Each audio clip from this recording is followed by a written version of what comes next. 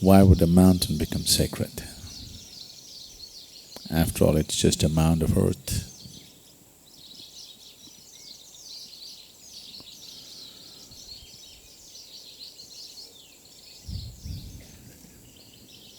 If it's a small mound, we call it a grave. It's a large mound, we call it a mountain.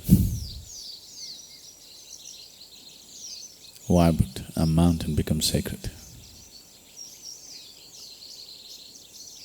Is it just because it is hard on our knees that we are overwhelmed by a mountain? Is it because of the difficulty of getting there to the top,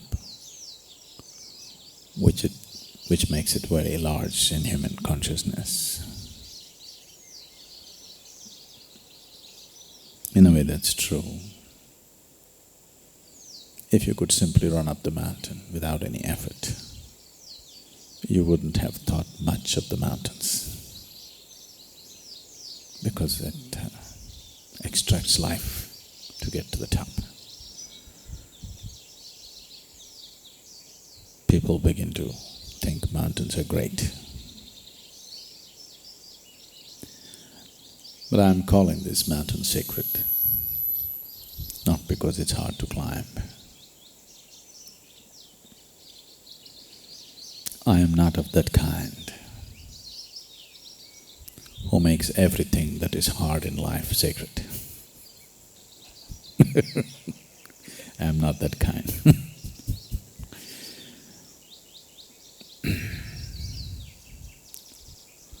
For me, eating a banana is very sacred. Do you have difficulty? Do you have difficulty eating a banana? It's very sacred.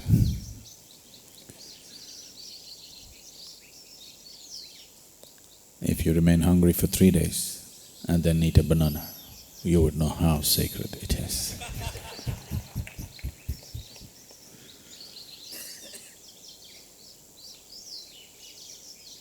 To perceive anything, to know the significance of even something as simple as eating a banana, you need preparation, 3 days of fasting. So to perceive the sanctity of these mountains also you need preparation, otherwise you wouldn't understand. But why would a mountain become sacred? Just a mound of earth. If you know a few geological facts, you know how it all happened. Long time ago, but you know how it happened.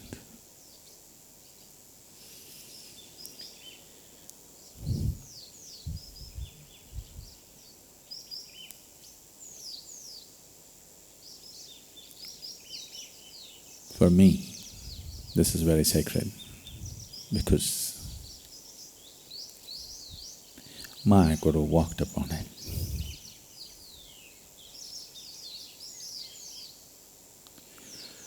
He even chose to shed his physical self upon it. And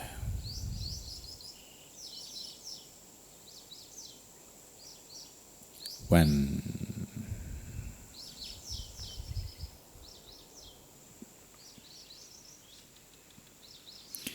he wanted to say something to me, he did not sit down like this and talk to me. He could have told me.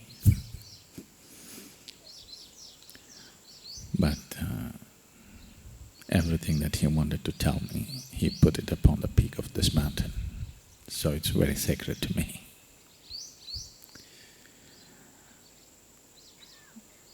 Right from my infancy, he drove me from within these mountains. For him, these mountains became sacred. And for many in this tradition of this clan, these mountains become sacred. Because long time ago,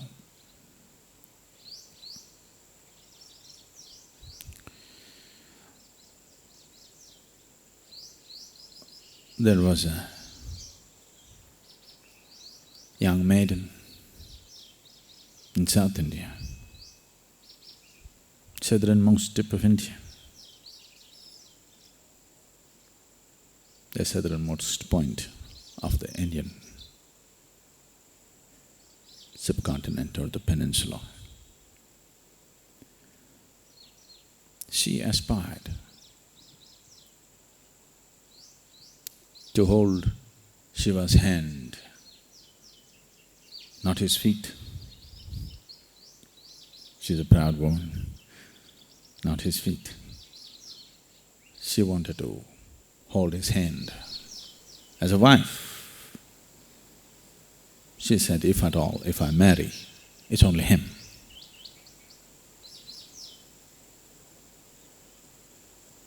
If you have big desires, you also have to make yourself capable, otherwise desires can be very frustrating. So she started working towards making herself capable to be suitable to draw that man. And her devotion crossed all boundaries. Her austerities crossed all levels of sanity. And she remained absolutely focused upon him, not desiring him in the evenings when she has nothing to do. Every moment, just on it. So it stirred up Shiva's compassion and love. So he started making his journey to South India. But all the other gods conspired. They did not want him to have a South Indian wife.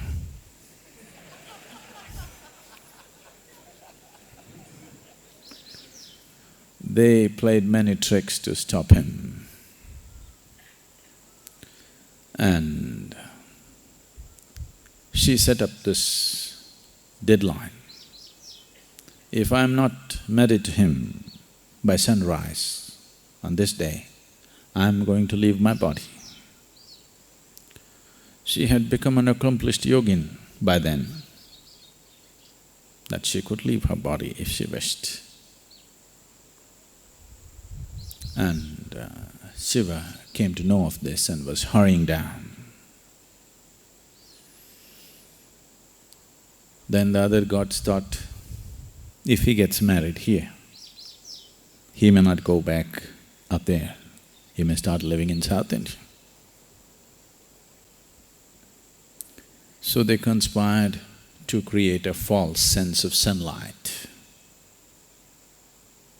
When light came up, Shiva thought, oh, sun came up and I could not meet the deadline. He was close. And he thought, it's over, and he turned back. So she left her body standing. Even today she stands there as Kanyakumari. There is a shrine at the very tip of this country, at the very tip of this landmass, where it is known as Kanyakumari, or it is the maiden's shrine. So he turned back and he felt very disappointed with himself that he could not meet up to her devotion. So little despondent, frustrated with himself that he didn't make it in time, he started walking back and he needed a place to sit and work out his despondency. So he climbed up this mountain, and at the peak of this mountain he sat. We don't know how long, but because wherever Shiva stepped and spent a little bit of time, people called that place as Kailash. So they call this the Kailash of the south. In its height, in its color, probably in its magnitude, it may not be comparable to the Kailash in the Himalayas. But in its potency and in its beauty and in its sacredness, it is not any less.